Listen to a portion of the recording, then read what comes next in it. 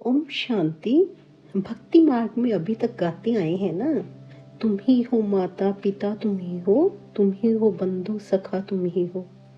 क्या माना है भगवान को अपना माता पिता और बंधु सखा?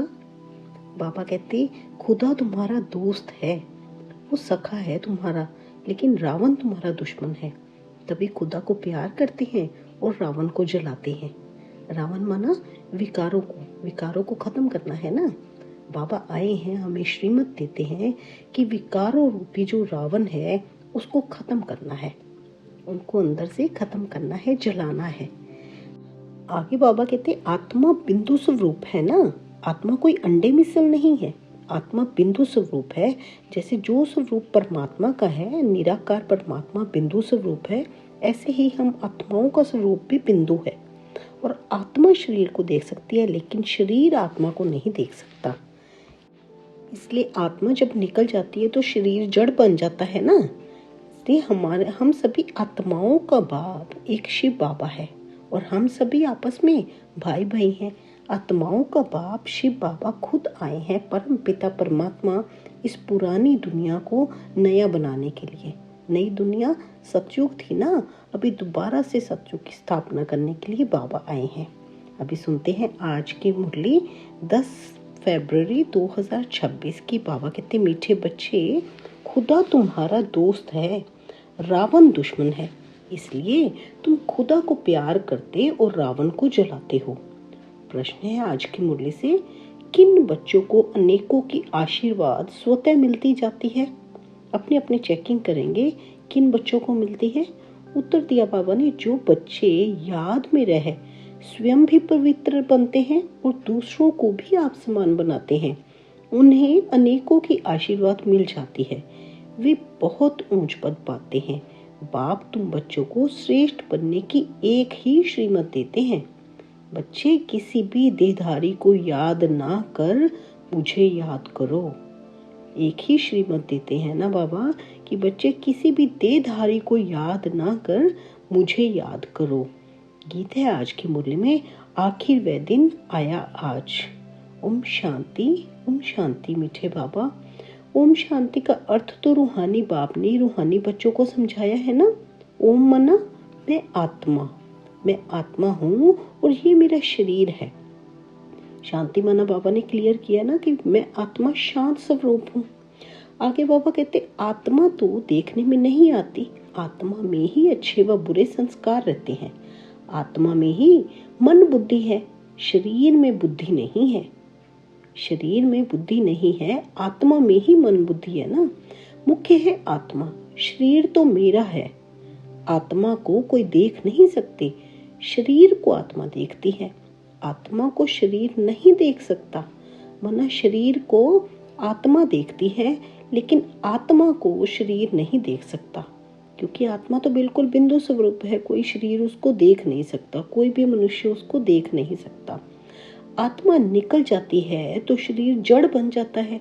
आत्मा देखी नहीं जा सकती, शरीर देखा जा सकता है।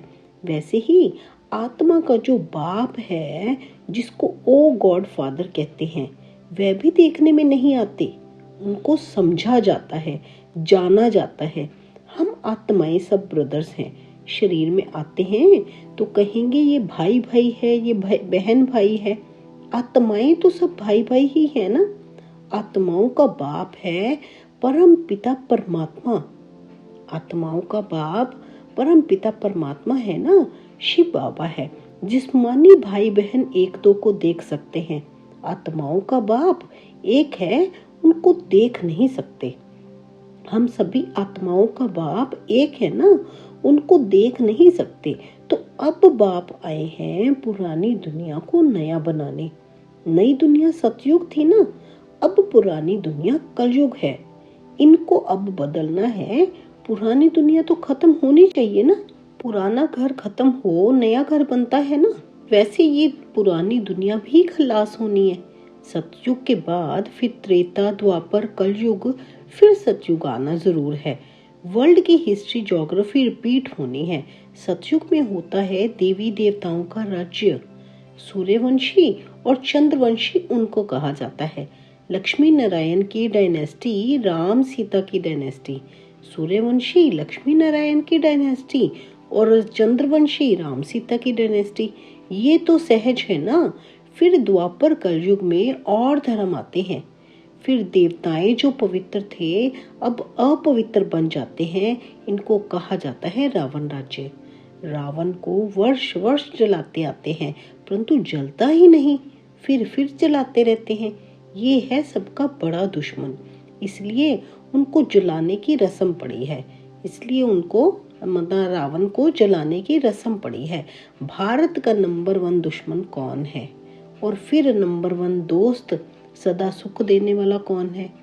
नंबर 1 दुश्मन कौन है? रावण माना विकार। और नंबर 1 सुख देने वाला खुदा है। खुदा को दोस्त कहते हैं ना। इस पर एक कहानी भी है। खुदा दोस्त है तो खुदा दोस्त है, रावण है दुश्मन। खुदा जो दोस्त है उनको कभी जलाएंगे नहीं, वह है दुश्मन। इसलिए 10 शीश वाला रावण बनाए, उनको वर्ष वर्ष जलाते हैं। गांधी जी भी कहते थे हमको राम राज्य चाहिए। राम राज्य में सुख है, रावण राज्य में दुख है। अब ये कौन बैठ समझाते हैं? पतित पावन बाप। ये सारी बातें कौन समझाते हैं? पतित पावन बाप शिव बाबा, ब्रह्मा बाबा द्वारा ही समझाते हैं ना। शिव बाबा है और ब्रह्मा बाबा दादा है। बाबा हमेशा यही सही भी करते हैं, बाप दादा। बाबा हमेशा सही भी करते हैं, बाप दादा। प्रजापिता ब्रह्मा भी तो सबका हो गया ना, जिसको एडम भी कहा जाता है, उनको ग्रेट ग्रेट ग्रैंडफादर कहा जाता है। मनुष्य सृष्टि में प्रजापिता हुआ। प्रजापिता ब्रह्मा द्वारा ब्राह्मण रचे जाते हैं, फिर ब्राह्मण से देवता बनते हैं। देवताएं फिर क्षत्रिय वैश्य शूद्र बन जाते हैं। इनको कहा जाता है प्रजापिता ब्रह्मा, मनुष्य सृष्टि का बड़ा। प्रजापिता ब्रह्मा के कितने ढेर बच्चे हैं, बाबा बाबा कहते रहते हैं। ये है साकार बाबा। ब्रह्मा बाबा है साकार बाबा, शिव बाबा है निराकार बाबा। गाया भी जाता है प्रजापिता ब्रह्मा द्वारा नई मनुष्य सृष्टि रचते हैं। अब तुम्हारी ये पुरानी खाल है, ये है ही पतित दुनिया, रावण राज्य। अब रावण की आसुरी दुनिया खत्म हो जाएगी, उसके लिए ही ये महाभारत लड़ाई है ना। फिर सतयुग में इस रावण दुश्मन को कोई जलाएंगे ही नहीं, रावण होगा ही नहीं। रावण ने ही दुख की दुनिया बनाई है। ऐसे नहीं जिनके पास बहुत पैसे हैं, बड़े बड़े महल हैं, वे स्वर्ग में हैं। बाप समझाते हैं भल किसके पास करोड़ है, परंतु ये तो सब मिट्टी में मिल जाने वाले हैं। नई दुनिया में फिर नई खानियां निकलती हैं, जिससे नई दुनिया के महल आदि सारे बनाए जाते हैं। ये पुरानी दुनिया अब खत्म होनी है। मनुष्य भक्ति करते ही हैं सदगति के लिए। हमको पावन बनाओ, हम विशेष बन गए हैं। विशेष को पतित कहा जाता है ना। सतयुग में है ही वाइसलेस, संपूर्ण निर्विकारी। वहाँ बच्चे योग बल से पैदा होते हैं, विकार वहाँ होता ही नहीं। ना देह अभिमान, ना काम क्रोध, ये 5 विकार वहाँ होते ही नहीं। इसलिए वहाँ कभी रावण को जलाते ही नहीं। यहाँ तो रावण राज्य है। अब बाप कहते हैं तुम पवित्र बनो। ये पतित दुनिया खत्म होनी है। जो श्रीमत पर पवित्र रहते हैं वही बाप की मत पर चल विश्व की बादशाही का वर्षा पाते हैं। इन लक्ष्मी नारायण का राज्य था ना, अभी तो रावण राज्य है जो खत्म होना है। सतयुगी राम राज्य स्थापन होना है। सतयुग में बहुत थोड़े मनुष्य रहते हैं।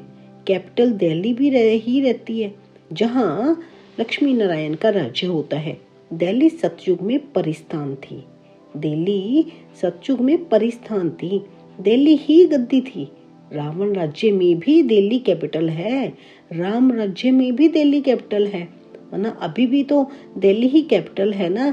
तो बाबा कहते आगे भी दिल्ली ही कैपिटल रहती है, परंतु राम राज्य में तो हीरे जवाहरातों के महल थे, अथाह सुख था।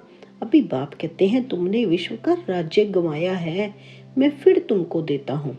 बाबा अभी फिर कहते हैं मैं अभी फिर तुमको राज्य देता हूँ, तुम बस मेरी मत पर चलो। श्रेष्ठ बनना है तो सिर्फ मुझे याद करो और किसी देहधारी को याद ना करो। अपने को आत्मा समझ मुझ बाप को याद करो तो तमो प्रधान से सतो प्रधान बन जाएंगे। तो मेरे पास चले आएंगे, मेरे गले की माला बनकर फिर विष्णु की माला बन जाएंगे। बाबा कहते अगर मुझे याद करोगे तो तमो प्रधान से सतो प्रधान बन जाएंगे, तुम मेरे पास चले आएंगे, मेरे गले की माला बनकर फिर विष्णु की माला बन जाएंगे। माला में ऊपर में मैं हूँ, माना जो ऊपर में फूल होता है, बाबा कहते वो मैं हूँ। फिर दो हैं, जो दो इकट्ठे मन के होते हैं वो ब्रह्मा और सरस्वती हैं। बाकी फिर पूरी माला आ जाती है ना, वही सतयुग में महाराजा महारानी बनते हैं। जो ऊपर दो मन के ब्रह्मा और सरस्वती, बाबा कहते वही फिर आगे महाराजा महारानी बनते हैं सतयुग में। उन्हों की फिर सारी माला है जो नंबरवार गद्दी पर बैठते हैं। मैं इस भारत को इन ब्रह्मा सरस्वती और ब्राह्मणों द्वारा स्वर्ग बनाता हूँ। जो मेहनत करते हैं उन्हों के ही फिर यादगार बनते हैं ना। वह है रुद्रमाला और वह विष्णु की माला। रुद्रमाला है आत्माओं की और विष्णु की माला है मनुष्यों की। आत्माओं के रहने का स्थान वह निराकारी परम धाम है, जिसको ब्रह्मांड भी कहते हैं। आत्मा कोई अंडे मिसल नहीं है, आत्मा तो बिंदी मिसल है। हम सब आत्माएं वहाँ स्वीट होम में रहने वाली हैं। बाप के साथ हम आत्माएं रहती हैं।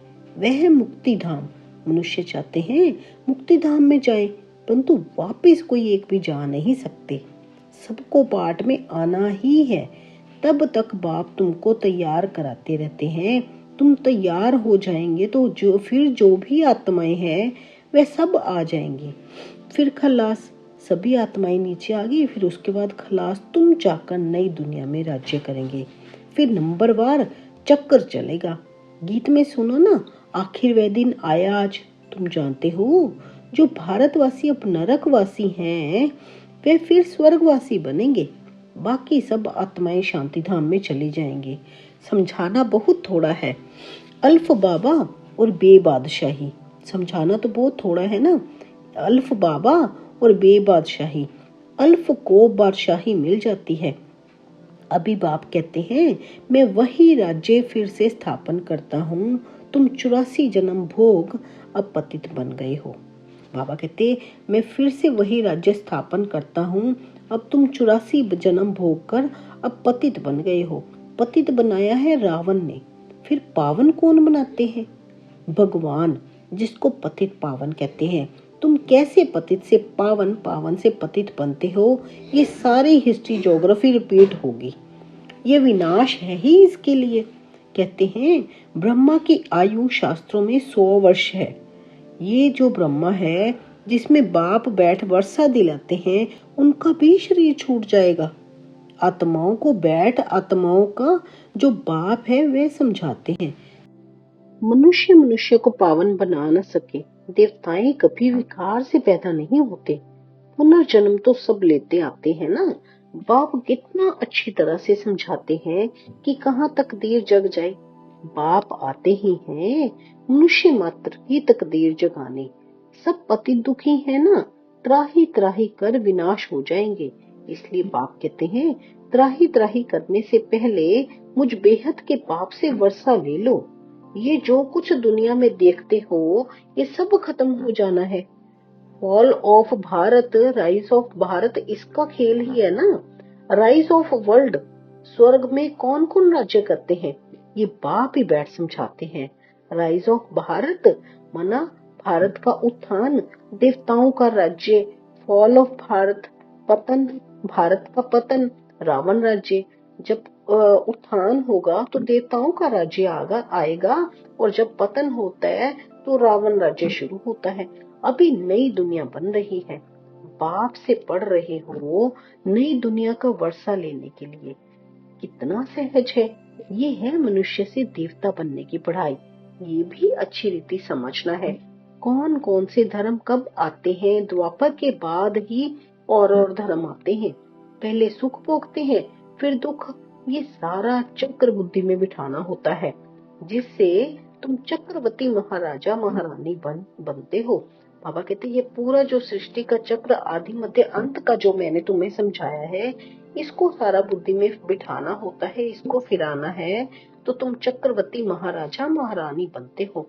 सिर्फ अल्फ और बे को समझना है। अल्फ माना बाबा और बे माना बादशाही, इसको समझना है। अब विनाश तो होना ही है, हंगामा इतना हो जाएगा जो विलायत से फिर आ भी नहीं सकेंगे।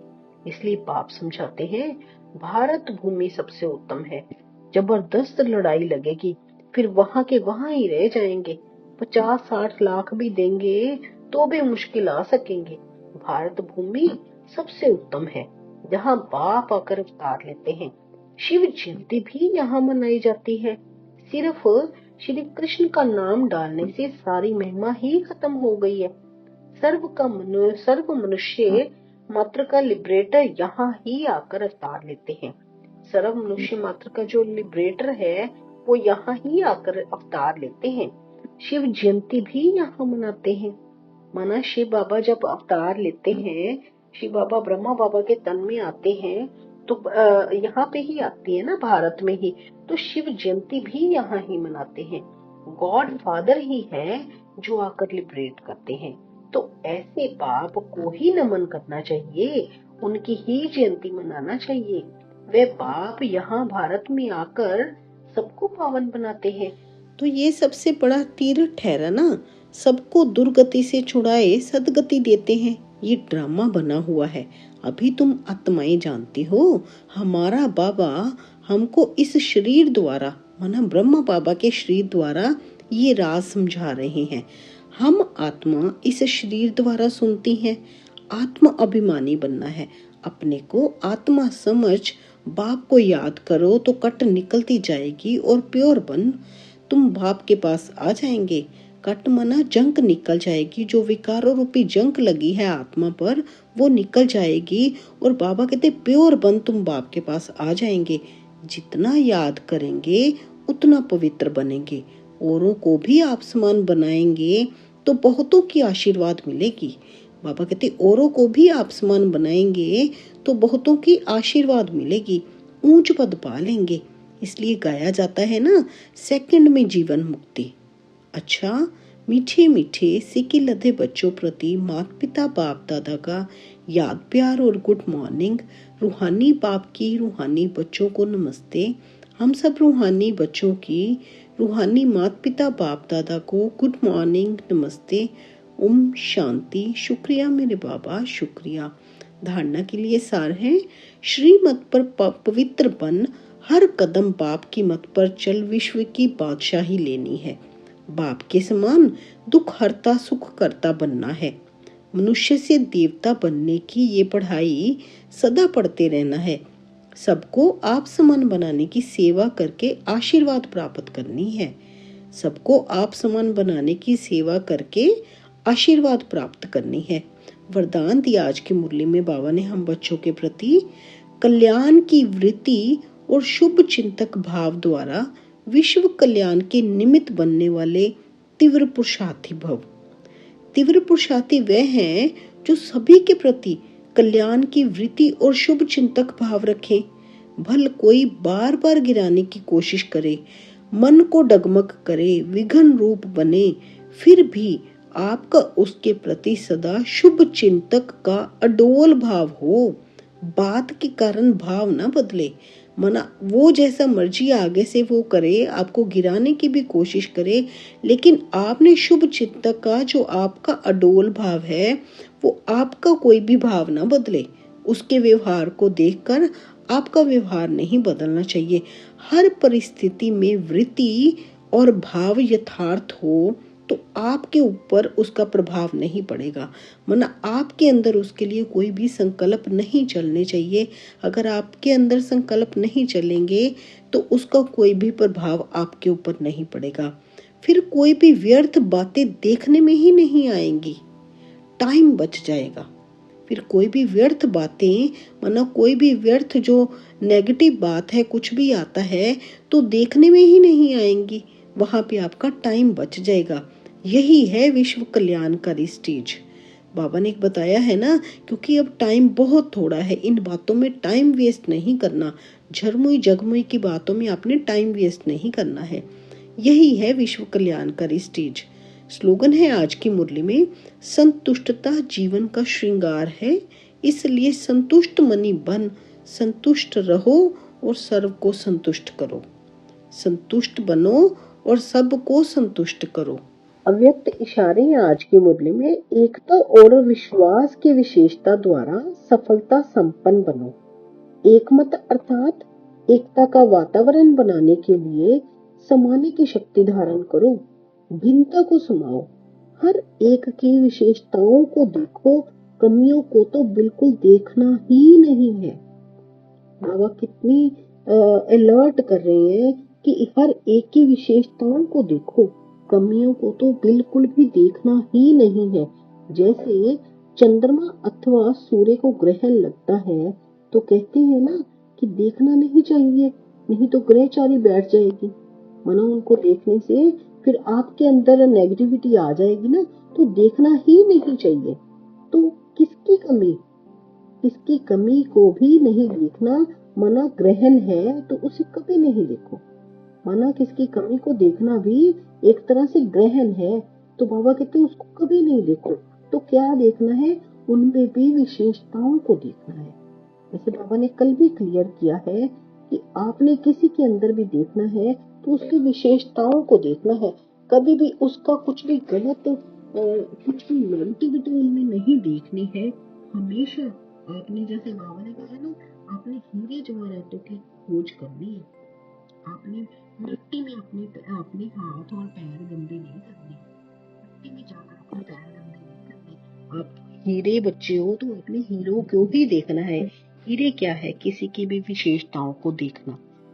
इसलिए आगे किसी की अगर कुछ समझ आता भी है तो उसको कभी दोहराना नहीं है, उनको छोड़ते जाना है, व्यर्थ संकल्पों में नहीं जाना है। अच्छा जी, शुक्रिया मेरे बाबा, शुक्रिया मेरे खुदा दोस्त, शुक्रिया शुक्रिया। ओम शांति, ओम शांति।